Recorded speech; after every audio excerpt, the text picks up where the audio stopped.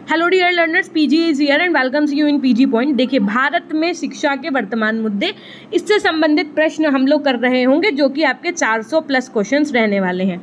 ठीक है, तो मैम इसकी थ्योरी एंड ऑल, हमने कहा आप थ्योरी के लिए चेक करिए चैनल पे, आपको इसी सब्जेक्ट के नाम से थ्योरी की सारी क्लासेस मिल जाएंगी। उसके अलावा जो इजी नोट्स के आपके एमसीक्यूज़ हैं आपको वो सारे मिल जाएंगे, और अब जो हम ये कलेक्शन करवाने जा रहे हैं आपको ये भी मिल जाएगा। तो अगर अभी तक आपने थ्योरी क्लासेस नहीं देखी तो ज़रूर दिखिएगा, बिकॉज इस बार जितने भी अध्यक्ष हैं, जितने भी सन हैं, वो one of the most important हैं आपके एग्जाम के पॉइंट ऑफ व्यू से। ठीक है, तो अगर आप चैनल पर नए हैं और अभी तक सब्सक्राइब नहीं किया तो सब्सक्राइब करके बेल आइकन, इस वीडियो को ज़्यादा से ज़्यादा मात्रा में शेयर करना तथा लाइक करना नहीं भूलिएगा। और अगर क्लास पसंद आए, बिना डिस्टर्बेंस के हम आपकी क्लास करवा रहे हैं इसीलिए, तो आप हमें कमेंट सेक्शन में ज़रूर कमेंट करिएगा क्या आपको चारों पेपर की क्लास इसी तरह चाहिए। कुछ बच्चे पेपर 4 में जिनका शैक्षिक मूल्यांकन है उनको मैं अवगत करा दूं कि शैक्षिक मूल्यांकन की क्लासेस इस चैनल पर हम नहीं करवाएंगे। अगर आपका योगा वाला है so I will try for that, क्योंकि मैंने पहले ही कहा था कि शैक्षिक मूल्यांकन की क्लासेस नहीं होंगी, है ना। ओके, तो भारतीय संविधान में शिक्षा क्या है, अगर ऐसा क्वेश्चन पूछा जा सकता है, भारतीय संविधान में शिक्षा क्या है, तो ये एक आपका समवर्ती सूची है, यानी कि इस पर राज्य और केंद्र सरकार दोनों अपना फैसला लेती हैं अपने अपने विषयों पर। हमारे संविधान के किस अनुच्छेद में 14 वर्ष की आयु के बालकों को निःशुल्क व अनिवार्य शिक्षा की बात कही गई है, तो ये बात कही गई है आपके अनुच्छेद 21 में। ठीक, नेक्स्ट, निःशुल्क एवं अनिवार्य शिक्षा अधिनियम को कितने अध्यायों में, इसमें कितने अध्यायों का वर्णन है, तो आपके 7 अध्याय का वर्णन है। निःशुल्क और अनिवार्य बाल शिक्षा का अधिकार अधिनियम, ये आपका भारत के राजपत्र में प्रकाशित हुआ। तो ये कब हुआ, एग्जैक्ट डेट पूछिए आपसे, तो 27 अगस्त 2009 को प्रकाशित हुआ, याद रखिएगा। नेक्स्ट, विशेष श्रेणी वाले विद्यालयों को आर्थिक रूप से निर्बल समुदायों के बच्चों के लिए पहली कक्षा में कितने प्रतिशत स्थान आरक्षित करना होगा। क्वेश्चन नंबर 5, तो ये 25% है, लेकिन ऐसा आजकल जमीनी स्तर पे होता कहाँ है, ये सब ऑन पेपर है केवल। निःशुल्क और अनिवार्य शिक्षा का प्रावधान संविधान की किस धारा में था, यदि पूछा जाए, अगर आपसे क्वेश्चन पूछा जाए निःशुल्क और अनिवार्य शिक्षा का प्रावधान संविधान की किस धारा में था, तो आप क्या बताएंगे, धारा 45। और यदि अनुच्छेद पूछा जाए, जो ये वाला क्वेश्चन था, तो इसमें आप क्या बताएंगे, 14 वर्ष वाले में 21। ठीक है, फिर देखो नेक्स्ट क्वेश्चन, भारत में सर्वप्रथम कौन सी ईसाई मिशनरी आई, डच आए, अंग्रेजी आए, पुर्तगाली आए, फ्रांसीसी आए, कौन से लोग आए, तो सबसे पहले आपके पुर्तगालीज आए थे। भारत में ईस्ट इंडिया कंपनी का प्रवेश कब हुआ, यदि ये पूछा जाता है, तो वैसे तो इसका आंसर यहाँ पर 1613 दिया हुआ है, लेकिन 1600 होगा या 1613 होगा, इसको एक बार आप चेकआउट कर लीजिएगा अपने आंसर, कमेंट सेक्शन में कमेंट करके बताइएगा कि 8th का सही आंसर क्या होगा। ठीक है, आपके नोट्स में तो 1613 दिया हुआ है। ठीक, कौन सी कंपनी के माध्यम से, देखिए अब इसमें कम से कम 400 प्लस क्वेश्चंस होंगे, सीधी सी बात है, 4 से 5 क्वेश्चंस तो कहीं ना कहीं ऑप्शनल मिस्टेक और एरर तो होगी ही होगी, तो उसके लिए आपको इतना ज़्यादा क्रिटिसाइज़ करने की आवश्यकता नहीं है। आपको एक काम करना है, अगर आपको लगता है कि किसी क्वेश्चन का आंसर ए नहीं बी होगा, बी नहीं सी होगा, तो आप सिंपली उसको कमेंट सेक्शन में कमेंट करिएगा, मैं आपका कमेंट पिन कर दूंगी अगर सही होगा तो। ठीक है, तो इसमें आप इतना ज़्यादा चेकआउट करना, इतने काम होते हैं तो वो भी पॉसिबल नहीं हो पा रहा है। अगर आपको ऐसा लगता है कि इसमें डाउट है, so you can ask me in the comment section. Okay, next है, कौन सी कंपनी के माध्यम से भारत में ब्रिटिश कालीन शिक्षा प्रारंभ हुई, तो आपकी ईस्ट इंडिया कंपनी के माध्यम से भारत में ब्रिटिश कालीन शिक्षा प्रारंभ हुई। 6 से 14 वर्ग आयु के जो बच्चे होते हैं, इनके लिए राष्ट्रीय शिक्षा योजना सर्वप्रथम किसने प्रस्तुत की थी, तो गांधी जी ने प्रस्तुत की थी। प्राथमिक स्तर पर होने वाले अपव्यय एवं अवरोधन की सबसे पहले ध्यान किसने दिया था, हरटांग समिति ने दिया था।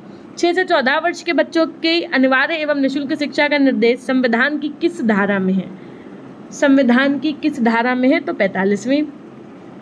प्राथमिक स्तर पर अनौपचारिक शिक्षा कब प्रारंभ की गई थी, 1979 में। ठीक है, 1979 में। ऑपरेशन ब्लैक बोर्ड योजना के क्या उद्देश्य थे, कि प्राथमिक शिक्षा में गुणवत्ता सुधार हो, प्राथमिक शिक्षा का सार्वभौमिकरण हो, प्राथमिक शिक्षा का प्रभावी संचालन हो, या फिर ये सभी, तो करेक्ट आंसर क्या होगा आपका यहाँ पर ऑप्शन ए, प्राथमिक शिक्षा में गुणवत्ता का सुधार हो।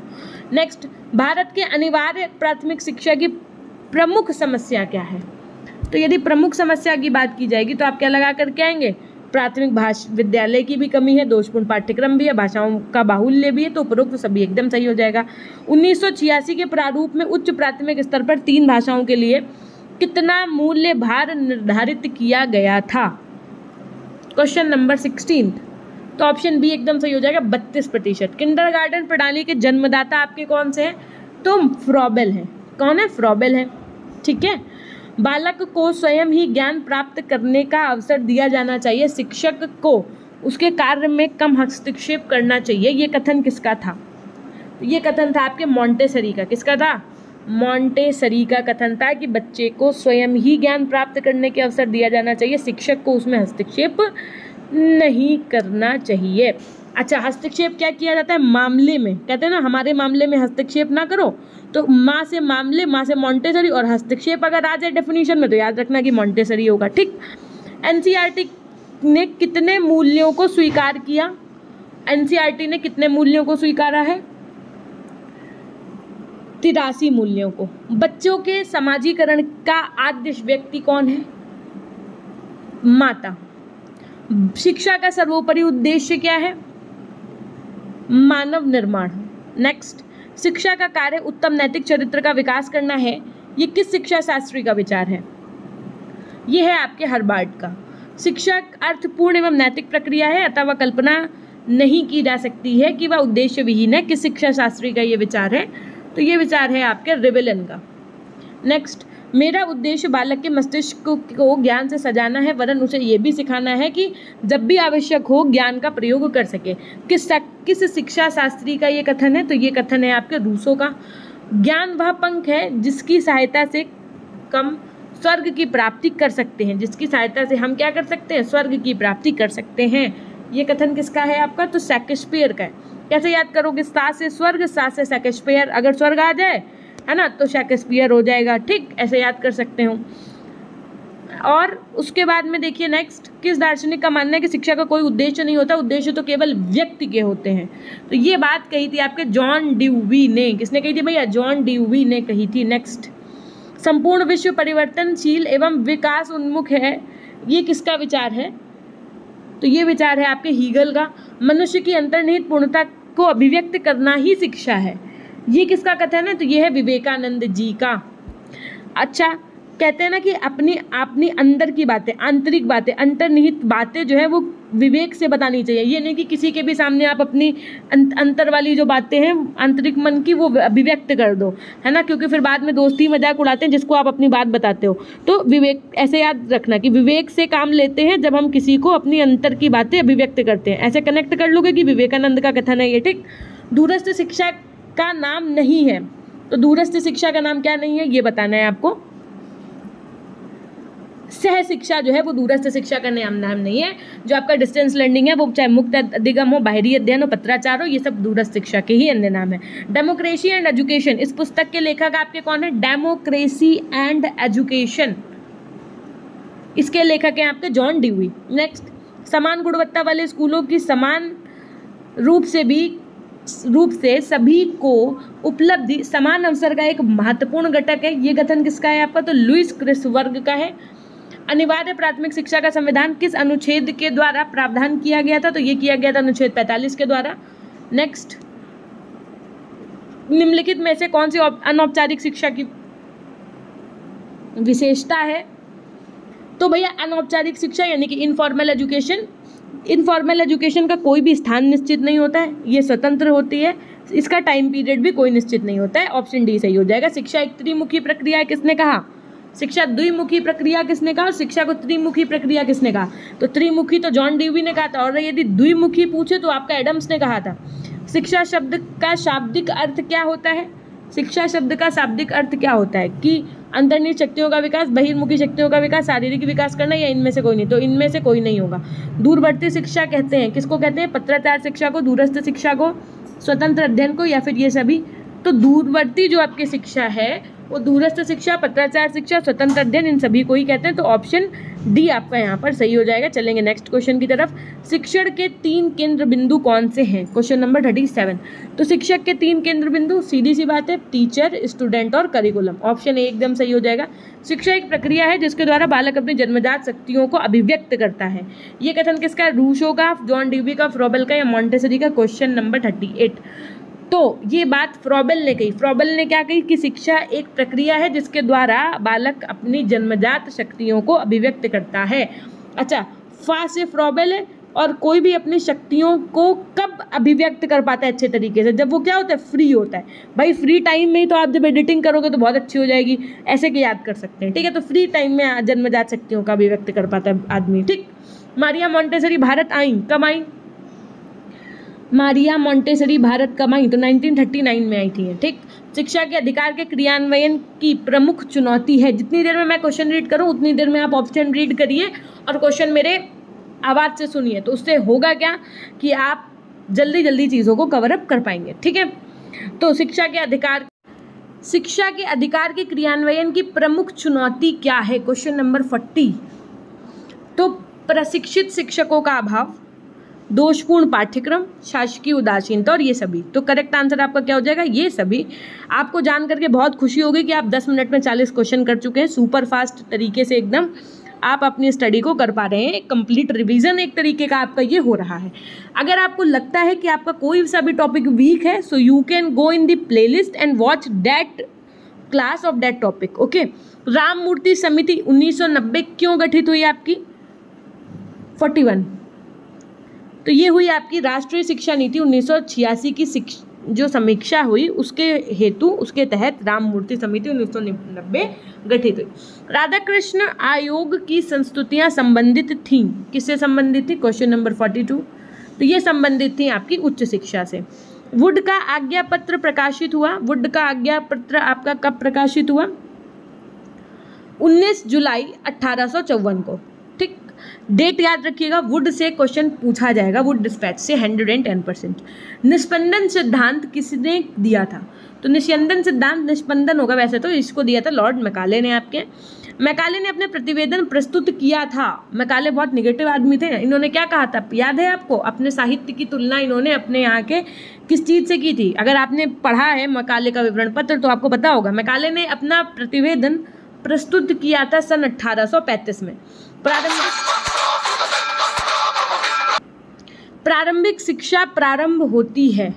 तो प्रारंभिक शिक्षा आपकी किस अवस्था से प्रारंभ होती है? बाल्यावस्था से, ठीक है। नेक्स्ट क्वेश्चन की तरफ चलेंगे। शिक्षा स्वस्थ शरीर में स्वस्थ मस्तिष्क का निर्माण करती है, ये किसने कहा है आपका? Question number 47। तो ये बात कही है आपके अरस्तू ने। कैसे याद रखेंगे? मस्तिष्क और अरस्तूता से ये भी फनिश हो रहा है, ये भी ऐसे याद कर सकते हैं। शिक्षा का प्रमुख उद्देश्य क्या है? तो शिक्षा का प्रमुख उद्देश्य है सर्वांगीण विकास, ठीक। क्योंकि शारीरिक, मानसिक, संवैगिक ये सारे विकास सर्वांगीण विकास में आ जाएंगे आपके। बालक का मस्तिष्क कोरी प्लेट की तरह है, ये कथन किसका है? ये कथन रूसो का, नन का, एडम्स का या अरस्तू का? Question number 49। तो ये कथन है आपके रूसो का। किंडरगार्टन प्रणाली के जन्मदाता आपके कौन है? Question number 50। तो किंडरगार्टन प्रणाली के जन्मदाता आपके फ्रॉबेल हैं। पांडिचेरी में किस महान शिक्षा शास्त्री ने आश्रम की स्थापना की थी? श्री अरविंद घोष जी ने पांडिचेरी में शिक्षा शास्त्री ने आश्रम की स्थापना की थी। विश्वविद्यालय अनुदान आयोग की स्थापना आपकी कब हुई? क्वेश्चन नंबर 52 देखिए, तो 1953 में हुई आपके, ठीक है। माध्यमिक शिक्षा आयोग के अध्यक्ष कौन थे आपके? माध्यमिक शिक्षा आयोग को, तो सीधी सी बात है, ये थे आपके डॉक्टर LS मुदालियर। इनका पूरा नाम आप कमेंट सेक्शन में बताइएगा। जिला शिक्षा एवं प्रशिक्षण परिषद की स्थापना कब हुई थी आपकी? Question number 54। 1987 में आपके जिला शिक्षा एवं प्रशिक्षण परिषद की स्थापना हुई थी। इंदिरा गांधी राष्ट्रीय मुक्त विश्वविद्यालय की स्थापना इग्नू की कब हुई आपकी?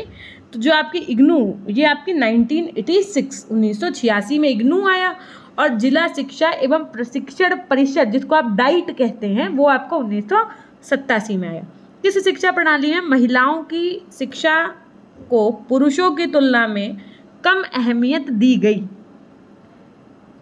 बौद्धिक शिक्षा, वैदिक शिक्षा, ब्रिटिश शिक्षा, तो सभी में, ठीक है। बुनियादी शिक्षा का प्रत्यय दिया गया, किसने दिया? ये दिया आपके महात्मा गांधी जी के द्वारा। नेक्स्ट, मुक्त विश्वविद्यालय की स्थापना की संस्तुति की गई, किसके द्वारा की गई? NPE 1986 national education policy NEP होगा ये, ठीक है। NEP 1986 के द्वारा मुक्त विद्यालय की स्थापना की संस्तुति की गई। संविधान की समवर्ती सूची में शिक्षा को स्थान मिला, ऑप्शन डी 1976 एकदम सही हो जाएगा आपका। DPEP का पूर्ण रूप क्या है? DPEP का फुल फॉर्म पूछा गया है आपसे, जिला प्राथमिक शिक्षा कार्यक्रम, डिस्ट्रिक्ट, अब वो आप इंग्लिश में आप कमेंट सेक्शन में कमेंट करिएगा, ठीक है। डिस्ट्रिक्ट प्राइमरी एजुकेशन प्रोग्राम करके होगा ये। राष्ट्रीय शिक्षा नीति 1986 में संशोधन किस सन में किया गया? इसके बाद वाला वर्क प्लान हमने आपको पढ़ाया था, होप्स होगी आपको याद होगा, 1992 में, ठीक है। कोठारी कमीशन ने शिक्षा व्यवस्था को कितने स्तर में बांटा था? कोठारी कमीशन ने, तो इन्होंने बांटा था आपके 6 स्तरों में। बहुउद्देशीय विद्यालय किसके द्वारा प्रस्तुत किए गए थे? बहुउद्देशीय विद्यालय आपके मुदालियर आयोग के द्वारा प्रस्तुत किए गए थे। NCERT कब एक स्वायत्त शासी संस्था के रूप में स्थापित हुई? तो NCERT आपकी 1961 में ये एक स्वायत्त शासी संस्था के रूप में स्थापित हुई। राष्ट्रीय शैक्षिक अनुसंधान एवं प्रशिक्षण परिषद की स्थापना कब हुई? ये हुई थी आपकी 1961 में। राष्ट्रीय एकता कमेटी की अध्यक्षता किसने की थी? तो राष्ट्रीय एकता कमेटी की अध्यक्षता आपकी डॉक्टर संपूर्णानंद जी ने की थी। क्वेश्चन नंबर 67 है, NCTE एक्ट संसद में पास हुआ था, कब हुआ था? तो 1993 में हुआ था। नेक्स्ट, भारत में दूरस्थ शिक्षा का प्रयोग किया गया है किसके? तो दूरस्थ शिक्षा का प्रयोग जो आपका किया गया है वो किसके लिए किया गया? तो सभी उम्र के लोग इसमें पात्र हैं डिस्टेंस लर्निंग में पढ़ने के लिए। स्वतंत्रता पूर्व भारत में किसका नाम प्राथमिक शिक्षा के प्रचार प्रसार के लिए लिया जाता है? गोपाल कृष्ण गोखले। राष्ट्रीय अध्यापक शिक्षा परिषद का कार्य आरंभ का वर्ष कौन सा था? तो ये था आपका 1995। अब इससे पहले हम आगे के 30 क्वेश्चन कराएं, आपको बता दें कि मेरी इंस्टाग्राम आईडी जो है वो PG Point ऑफिशियल के नाम से है। अगर आपको कोई डाउट है, कोई आपको क्वेरी करनी है, तो आप हमसे यहाँ पर मैसेज करके पूछ सकते हैं। इसके अलावा अगर आपको कोई बहुत बड़ा इशू है जो सॉल्व नहीं हो पा रहा है ना, मान लीजिए PDF ली है और कोई इशू आ रहा है, तो pgpoint100@gmail.com पे आप हमको मैसेज कर सकते हैं। 24 घंटे के अंदर आपको रिप्लाई मिलेगा। जिन बच्चों ने एप्लीकेशन नहीं इंस्टॉल किया है, ये वाली PDF हम आपको वहीं पे प्रोवाइड करवा रहे हैं, तो PG Point ऐप इंस्टॉल कर लीजिएगा। आज से लगभग ये मान के चलिए आप कि थोड़े से ही समय में हम आपको प्रोवाइड करवा देंगे, ठीक है। अभी तुरंत आप एक बार अपना चेकआउट करते रहिएगा एप्लीकेशन, तो वहाँ से आप ई-नोट्स में जा करके पढ़ सकते हैं। और अब इससे ज़्यादा अगर आपको एकदम अल्टीमेट क्वेश्चंस पढ़ने हैं, एग्ज़ाम ओरिएंटेड एकदम पढ़ना है, तो उसके लिए नोट्स प्लस 1000+ लगभग MCQs आपके ऑलरेडी पड़े हुए हैं एप्लीकेशन पे। आप वहाँ से क्या कर सकते हैं? पढ़ सकते हैं, ठीक। फिर देखिए चलेंगे नेक्स्ट क्वेश्चन की तरफ। जिन बच्चों ने MCQs लिए मल्टीपल टाइम्स रिवीजन आप लोग करते रहिएगा, ओके। राष्ट्रीय अध्यापक शिक्षा परिषद किस शिक्षा के विकास हेतु कार्य करती है? तो ये करती है शिक्षक शिक्षा के लिए, टीचर्स एजुकेशन के लिए। निम्न में से किस समिति या आयोग ने अपव्यय एवं अवरोधन की समस्या का सर्वप्रथम ध्यान आकर्षित किया? तो हरटांग समिति ने, ऑप्शन C एकदम सही हो जाएगा आपका। गोपाल कृष्ण गोखले ने अनिवार्य प्राथमिक शिक्षा की दिशा में कार्य में क्रियाशील करने के लिए केंद्रीय धारा सभा के समक्ष अपना प्रस्ताव कब प्रस्तुत किया था? तो ये किया था इन्होंने 19 मार्च 1910 को। हमारे देश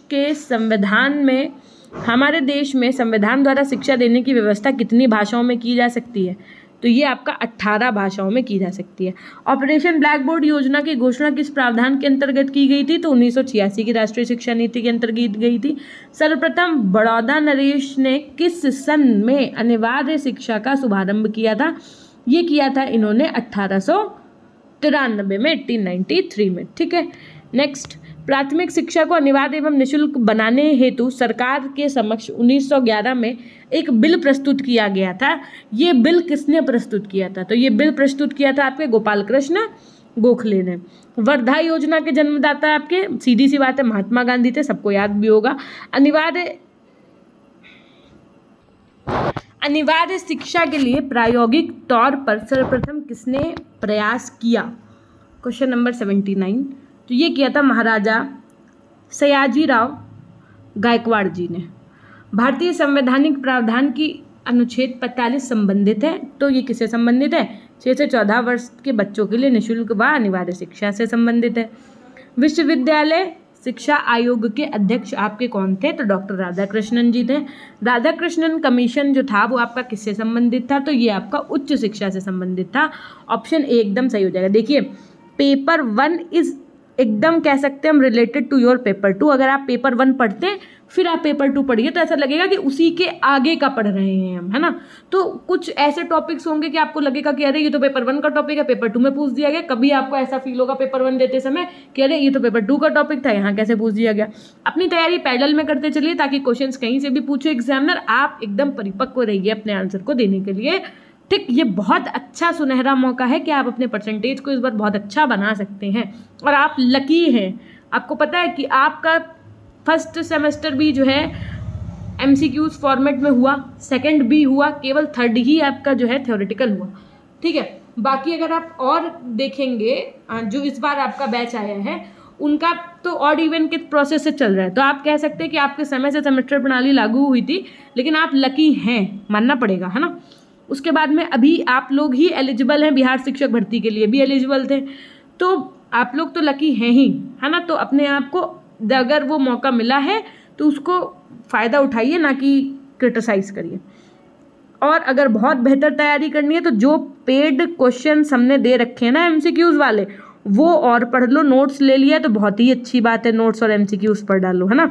इतना अगर आप कर लेते हैं तो ऐसा कोई क्वेश्चन नहीं होगा जो आपके बिना पढ़ा हुआ आया हो, ऐसा नहीं आप महसूस करेंगे। 100% आप पेपर सॉल्व करके आएंगे। उत्तर प्रदेश सरकार का बेसिक शिक्षा निदेशालय कहाँ स्थित है? तो ये लखनऊ में स्थित है। राधाकृष्ण आयोग की नियुक्ति किस वर्ष में हुई थी? ये आपकी 1948 में हुई थी। माध्यमिक शिक्षा हमारे शैक्षिक ढांचे की सबसे कमजोर कड़ी है और इसमें शीघ्र सुधार की आवश्यकता है। ये बात किसने कही थी आपके? तो राधाकृष्ण आयोग ने कही थी।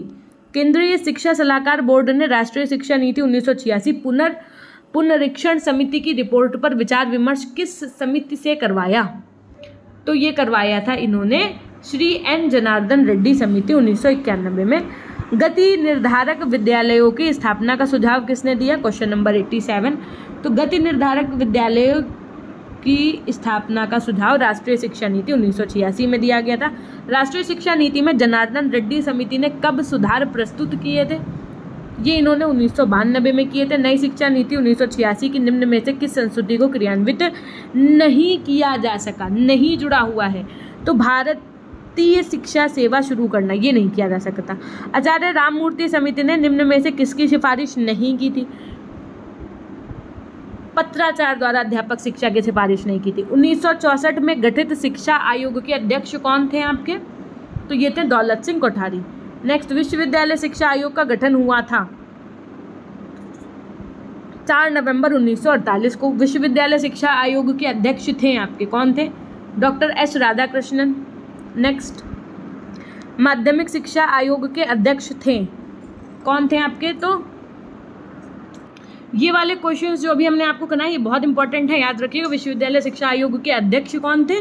तो ये आपके कौन थे? Doctor S Radhakrishnan. और विश्वविद्यालय शिक्षा आयोग का गठन आपका कब हुआ था? क्वेश्चन नंबर 92, 4 नवंबर 1948 को। तो ये थोड़ा सा आप स्मरण में रखिएगा। माध्यमिक शिक्षा आयोग के अध्यक्ष कौन थे? तो माँ से माध्यमिक, और हमने आपको ये बता रखा है मुदालियर, तो मुदालियर आयोग के तहत हुआ था। तो सीधी सी बात है, डॉक्टर A लक्ष्मण, L स्वामी भी लिख करके कभी आएगा तो डॉक्टर A L का मतलब होता है लक्ष्मण स्वामी मुदालियर। शिक्षा आयोग का गठन कब हुआ? शिक्षा आयोग का गठन आपका 14 जुलाई 1964 को हुआ।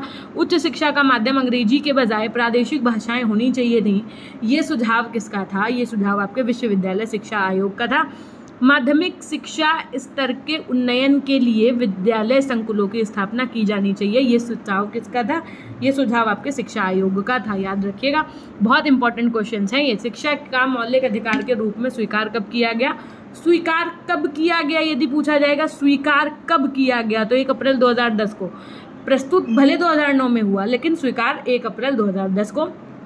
शिक्षा को किसी निश्चित स्तर तक सभी लोगों को अनिवार्य एवं निःशुल्क रूप से उपलब्ध कराना है। ये क्या यही आपका सार्वभौमिकरण है शिक्षा का, ग्लोबलाइजेशन। बेसिक शिक्षा अधिनियम 1972 का उद्देश्य क्या है आपका? तो इसका उद्देश्य है शैक्षिक कार्यक्रमों का प्रभावी क्रियान्वयन। ठीक, तो यहाँ से आपके 100 क्वेश्चंस कंप्लीट हो जाते हैं, यानी कि ये आपका हो गया पार्ट 1। ठीक है, पार्ट 1 में हमने आपको 100 क्वेश्चंस करा दिए हैं। इसी तरीके से हम आपको पार्ट 2 में 100 क्वेश्चंस करवा देंगे, पार्ट 3 में 100 और पार्ट 4 में जितने भी होंगे वो 125 प्लस होंगे। ठीक है, जितने भी होंगे, तो इस तरीके से हम आपको 4 क्लासेस के माध्यम से ये कंप्लीट कर देंगे। तो आप अपनी तैयारी रेगुलर करते रहिए, एक साथ नहीं, लेकिन 100 क्वेश्चंस की तो आप प्रैक्टिस कर ही सकते हैं। जो क्वेश्चन नहीं आता है, जैसे आपके कुछ डेफिनेशन वाले क्वेश्चन होते हैं, आप रफ कॉपी पेन लेकर के बैठिए, है ना, उनको लिखिए, ताकि आपके वो क्या हो, एक बार लिख लोगे तो स्मरण में रहे, है ना। और बाकी जिन बच्चों ने पीडीएफ ले ली है, बहुत अच्छी बात है, नहीं ली है तो आप एक बार पीजी पॉइंट ऐप ज़रूर विजिट करिएगा। मेरे कहने पे दिन भर आप अपना 1 GB डेटा उड़ा देते होगे रील्स देखने में। आप 10-20 MB का ऐप इंस्टॉल करके एक बार ज़रूर विजिट करिए वहाँ पर आपको बहुत सी ऐसी चीज़ें मिल जाएंगी जो आपके यूज़ की हैं, not only for BEd but also related to your CTET exam. So must download PG point app in your mobile. और यहीं से करेंगे हम इस सेशन को एंड। होप्स हो कि आप सेशन को अपने जो भी ग्रुप्स हैं, जो भी आपके कलीग्स BEd कर रहे हैं आपके साथ, उनके साथ शेयर करेंगे। और चैनल को सब्सक्राइब करके बेल आइकन प्रेस करना नहीं भूलेंगे, कमेंट सेक्शन में कमेंट करना भी नहीं भूलेंगे। धन्यवाद।